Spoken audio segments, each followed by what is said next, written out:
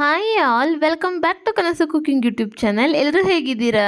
ಎಲ್ಲರೂ ಚೆನ್ನಾಗಿದ್ದೀರಾ ಅಂತ ಭಾವಿಸ್ತೀನಿ. ಬನ್ನಿ, ಇವತ್ತು ಒಂದು 10 ನಿಮಿಷದಲ್ಲಿ ತುಂಬ ಟೇಸ್ಟಿಯಾಗಿ ತುಂಬ ಡಿಫ್ರೆಂಟಾಗಿ ಗೀ ರೈಸ್ ಮಾಡೋದು ಹೇಗೆ ಅಂತ ಹೇಳ್ಕೊಡ್ತೀನಿ. ತುಂಬ ಅಂದರೆ ತುಂಬ ಕಡಿಮೆ ಸಮಯ ಬೇಕು ಇದಕ್ಕೆ, ಆ್ಯಂಡ್ ತುಂಬ ಕಡಿಮೆ ಪದಾರ್ಥಗಳು ಕೂಡ. ಟೇಸ್ಟ್ ಅಂತೂ ಆಸಮ್ ಆಗಿರುತ್ತೆ. ಕ್ವಿಕ್ಕಾಗಿ ಏನಾದರೂ ರೈಸ್ ರೆಸಿಪಿ ಬೇಕು ಅಂತಂದರೆ ಈ ರೆಸಿಪಿನ ಮಾಡ್ಕೊಳ್ಳಿ. ಹಾಗಾದರೆ ಹೇಗೆ ಮಾಡೋದು ಅಂತ ನೋಡೋಣ ಬನ್ನಿ. ನೋಡಿ, ನಾನಿಲ್ಲಿ ಈ ಗ್ಲಾಸಲ್ಲಿ 2 ಗ್ಲಾಸ್ ಆಗುವಷ್ಟು ಬಾಸುಮತಿ ಅಕ್ಕಿನ ತೊಗೊಂಡಿದ್ದೀನಿ. ನೀವು ಯಾವ ಗ್ಲಾಸಲ್ಲಿ ಮೆಷರ್ಮೆಂಟ್ ತೊಗೋತೀರಾ ಅದೇ ಗ್ಲಾಸಲ್ಲಿ ನೀರು ಹಾಕಬೇಕಾಗತ್ತೆ. ಅದಕ್ಕೋಸ್ಕರ ಒಂದು ಗ್ಲಾಸ್ ಮೆಷರ್ಮೆಂಟಿಗೆ ತೊಗೊಳ್ಳಿ. ನಂತರ ಇದನ್ನ 2 ರಿಂದ 3 ಸಲ ವಾಶ್ ಮಾಡಿಕೊಂಡು ನೆನೆಸಿಡ್ಬೇಕಾಗತ್ತೆ. ಅಂದರೆ ಅಡುಗೆ ಸ್ಟಾರ್ಟ್ ಮಾಡೋದಕ್ಕೂ ಒಂದು 5 ನಿಮಿಷ ಮುಂಚೆ ನೆನೆಸಿಟ್ರೆ ಸಾಕಾಗತ್ತೆ. ನಿಮ್ಮ ಮನೇಲಿ ಯಾವುದು ರೈಸ್ ಅವೈಲೇಬಲ್ ಇದೆ ಅದನ್ನೇ ಉಪಯೋಗಿಸ್ಕೊಳ್ಳಿ. ಬಾಸುಮತಿ ಅಕ್ಕಿನೇ ಹಾಕಬೇಕು ಅಂತ ಏನಿಲ್ಲ, ಬಟ್ ಗೀ ರೈಸ್ಗೆ ಬಾಸುಮತಿ ಅಕ್ಕಿ ಹಾಕೋದ್ರಿಂದ ತುಂಬ ಟೇಸ್ಟ್ ಚೆನ್ನಾಗಿರುತ್ತೆ. ನಂತರ ನಾನು ಕುಕ್ಕರಲ್ಲಿ ಹೇಗೆ ಮಾಡೋದು ಅಂತ ತೋರಿಸ್ತಾ ಇದ್ದೀನಿ. 3 ಟೇಬಲ್ ಸ್ಪೂನ್ ಆಗುವಷ್ಟು ಅಡುಗೆ ಎಣ್ಣೆನ ಸೇರಿಸ್ಕೊಂಡಿದ್ದೀನಿ. ನಂತರ 2 ಟೇಬಲ್ ಸ್ಪೂನ್ ಆಗುವಷ್ಟು ತುಪ್ಪನ ಸೇರಿಸ್ಕೊಂಡಿದ್ದೀನಿ. ನಂತರ ನಾವು ಪಲಾವ್ ಸ್ಪೈಸಸ್ನ ಹಾಕ್ಕೊಳ್ಳೋಣ. ಅಂದರೆ ಮರಾಠಿ ಮೊಗ್ಗು, ಚಕ್ಕೆ, ಲವಂಗ ಮತ್ತು ನಕ್ಷತ್ರದ ಹೂವು ಮತ್ತು ಪಲಾವ್ ಎಲೆನ ಸೇರಿಸ್ಕೊಂಡಿದ್ದೀನಿ. ಅನಾನಸ್ ಹೂವನ್ನ ಒಂದೇ ಒಂದು ಪೀಸ್ ಆಗುವಷ್ಟು ಸೇರಿಸ್ಕೊಂಡಿದ್ದೀನಿ. ಜಾಸ್ತಿ ಸೇರಿಸ್ಲಿಕ್ಕೆ ಹೋಗ್ಬಿಡಿ ಅನಾನಸ್ ಹೂವನ್ನ. ನಂತರ 2 ಟೇಬಲ್ ಸ್ಪೂನ್ ಆಗುವಷ್ಟು ಜೀರಿಗೆನ ಸೇರಿಸ್ಕೊತಾ ಇದ್ದೀನಿ. ಜೀರಿಗೆನೇ ಇದಕ್ಕೆ ತುಂಬ ರುಚಿ ಕೊಡುವಂಥ ಪದಾರ್ಥ, ಸೊ ಜೀರಿಗೆನ ಸ್ವಲ್ಪ ಜಾಸ್ತಿನೇ ಸೇರಿಸ್ಕೊಳ್ಳಿ. ಆನಂತರ 3 ಈರುಳ್ಳಿನ ಸ್ಲೈಸಾಗಿ ಕಟ್ ಮಾಡ್ಕೊಂಡು ಸೇರಿಸ್ಕೊಂಡಿದ್ದೀನಿ. ನಾನಿಲ್ಲಿ ಮೀಡಿಯಮ್ ಗಾತ್ರದ ಈರುಳ್ಳಿನ ತೊಗೊಂಡಿದ್ದೀನಿ. ನೀವು ದಪ್ಪ ಸೈಜ್ ಈರುಳ್ಳಿ ತೊಗೊಂಡ್ರೆ 2 ಈರುಳ್ಳಿ ತೊಗೊಳ್ಳಿ, ಸಾಕಾಗತ್ತೆ. ಈರುಳ್ಳಿ ಸ್ವಲ್ಪ ಬಣ್ಣ ಬದಲಾಗೋವರೆಗೂ ಚೆನ್ನಾಗಿ ಫ್ರೈ ಮಾಡ್ಕೋಬೇಕಾಗತ್ತೆ. ಗೀ ರೈಸ್ನ ಸುಮಾರು ವಿಧಾನದಲ್ಲಿ ಮಾಡ್ತಾರೆ, ಅದರಲ್ಲಿ ಇದು ಒಂದು. ಸ್ವಲ್ಪ ಜನ ಮುಸ್ಲಿಮ್ಸ್ ಈ ರೀತಿ ಮಾಡ್ತಾರೆ. ಟೇಸ್ಟ್ ಅಂತೂ ತುಂಬ ಚೆನ್ನಾಗಿರುತ್ತೆ. ನಂತರ ನಾನಿಲ್ಲಿ ಒಂದು 10 ಪೀಸ್ ಗೋಡಂಬಿನ ಸೇರಿಸ್ಕೊತಾ ಇದ್ದೀನಿ. ಗೋಡಂಬಿ ಇದ್ದರೆ ಸೇರಿಸ್ಕೊಳ್ಳಿ, ಇಲ್ಲ ಅಂತಂದರೆ ಏನು ತೊಂದರೆ ಇಲ್ಲ, ಆಪ್ಷನಲ್ ಆಗಿರುತ್ತೆ ಗೋಡಂಬಿ. ಗೋಡಂಬಿ ಸ್ವಲ್ಪ ಬಣ್ಣ ಚೇಂಜ್ ಆದರೆ ಸಾಕು, ತುಂಬ ಕಲರ್ ಚೇಂಜ್ ಆಗೋವರೆಗೂ ಏನು ಫ್ರೈ ಮಾಡಲಿಕ್ಕೆ ಹೋಗಬೇಡಿ. ನಂತರ ಒಂದು 1/4 kg ಆಗುವಷ್ಟು ಹಸಿ ಬಟಾಣಿನ ಸೇರಿಸ್ಕೊತಾ ಇದ್ದೀನಿ.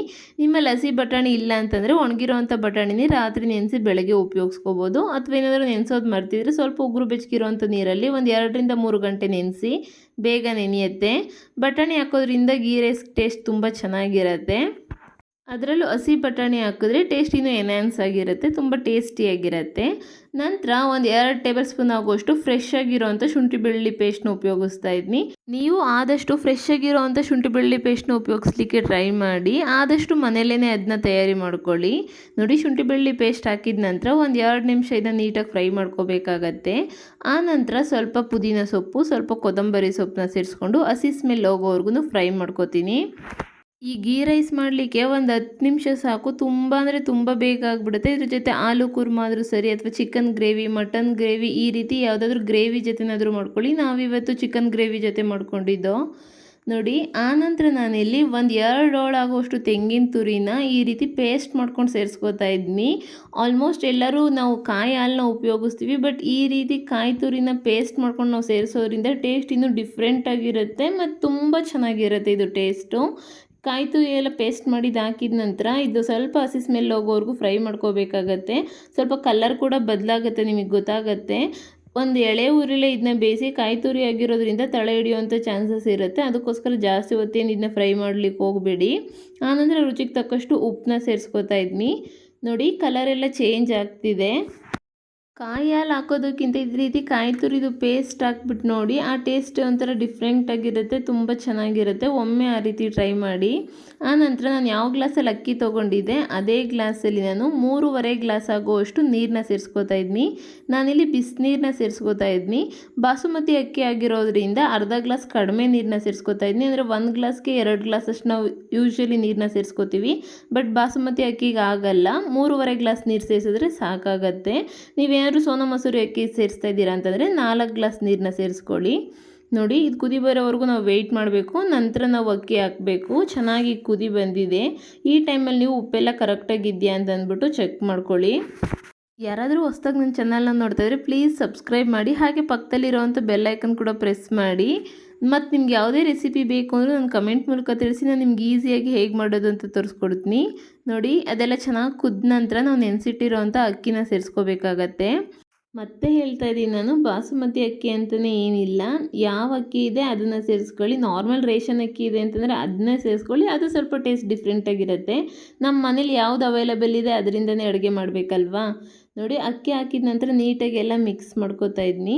ನೀವು ಗಮನಿಸಿರ್ಬೋದು, ನಾನು ಇದಕ್ಕೆ ಹಸಿಮೆಣ್ಸಿನ್ಕಾಯಿನ ಸೇರಿಸ್ಕೊಂಡಿಲ್ಲ, ನಾನು ಲಾಸ್ಟಲ್ಲಿ ಹಸಿಮೆಣ್ಸಿನ್ಕಾಯಿನ ಸೇರಿಸ್ಕೊತಾ ಇದ್ದೀನಿ. ನನಗೆ ಇದು ತುಂಬ ಏನು ಖಾರ ಬೇಕಾಗಿಲ್ಲ, ಯಾಕಂದರೆ ನಾವು ಚಿಕನ್ ಗ್ರೇವಿ ಜೊತೆ ಮಾಡ್ಕೊಂಡಿದ್ದೀವಿ, ಅದಕ್ಕೋಸ್ಕರ.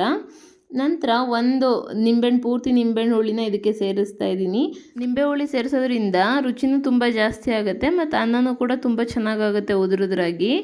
ಆನಂತರ ನಾನಿಲ್ಲಿ ಒಂದು 10 ಮೆಣಸಿನ್ಕಾಯಿನ ಅಂದರೆ ಹಸಿ ಮೆಣಸಿನ್ಕಾಯಿನ ಕಟ್ ಮಾಡ್ದಿರ ಹಾಗೆ ಸೇರಿಸ್ಕೊತಾ ಇದ್ದೀನಿ. ನಿಮಗೆ ಬೇಕು ಅಂದರೆ ಖಾರ ಜಾಸ್ತಿ ಇಷ್ಟಪಡೋರಾದರೆ ಮುಂಚೆನೇ ಕಟ್ ಮಾಡಿ ಒಗ್ಗರಣೆಲೇ ಸೇರಿಸ್ಕೊಳ್ಳಿ. ಯೂಶ್ವಲಿ ಗೀ ರೈಸ್ ಖಾರ ಇದ್ದರೆ ಅಷ್ಟೊಂದು ಚೆನ್ನಾಗಿರೋದಿಲ್ಲ, ನಾವು ಯಾವುದಾದ್ರೂ ಗ್ರೇವಿ ಜೊತೆ ತಿಂತೀವಲ್ವಾ, ಅದಕ್ಕೋಸ್ಕರ ನಾನು ಲಾಸ್ಟಲ್ಲಿ ಸೇರಿಸ್ಕೊತಾ ಇದ್ದೀನಿ. ಖಾರ ಬೇಕು ಅಂತಂದರೆ ಅದನ್ನ ಹಾಗೆ ನಾವು ಕಲಿಸ್ಕೊಂಡು ತಿನ್ಬೋದು, ಟೇಸ್ಟ್ ತುಂಬ ಚೆನ್ನಾಗಿರತ್ತೆ ಅವಾಗ.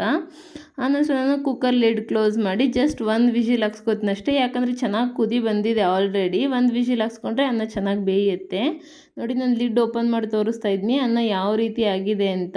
ಕಲರ್ ಕೂಡ ಸ್ವಲ್ಪ ಡಿಫ್ರೆಂಟ್ ಇದೆ, ಯಾಕಂದರೆ ನಾವು ಕಾಯಿ ತುರಿ ಪೇಸ್ಟ್ನ ಹಾಕಿದ್ದೀವಿ, ಅದಕ್ಕೋಸ್ಕರ ಸ್ವಲ್ಪ ಕಲರ್ ಡಿಫ್ರೆಂಟ್ ಇದೆ. ಟೇಸ್ಟ್ ಮಾತ್ರ ಆಸಮ್ ಆಗಿತ್ತು. ನೀವು ಒಮ್ಮೆ ಟ್ರೈ ಮಾಡಿದ್ರೆ ನನಗೆ ಕಮೆಂಟ್ ಮೂಲಕ ನೀವೇ ತಿಳಿಸ್ತೀರಾ ಯಾವ ರೀತಿ ಇತ್ತು ಅಂತ. ನೋಡಿ, ಅನ್ನ ಎಷ್ಟು ಚೆನ್ನಾಗಿ ಉದುರುದ್ರಾಗಿದೆ. ಈ ರೆಸಿಪಿ ನಿಮ್ಗೆ ಇಷ್ಟ ಆಯಿತು ಅನ್ಕೋತೀನಿ. ಹಾಗಾದರೆ ಈ ರೆಸಿಪಿ ನಿಮ್ಗೆ ಇಷ್ಟ ಆದರೆ ಪ್ಲೀಸ್ ಲೈಕ್ ಮಾಡಿ, ಶೇರ್ ಮಾಡಿ, ಮತ್ತು ರೆಸಿಪಿ ಟ್ರೈ ಮಾಡಿದ ನಂತರ ಮರಿಬೇಡಿ ಹೇಗಿತ್ತು ಅಂತ ತಿಳಿಸೋದನ್ನ. Thank you for watching. Thank you all.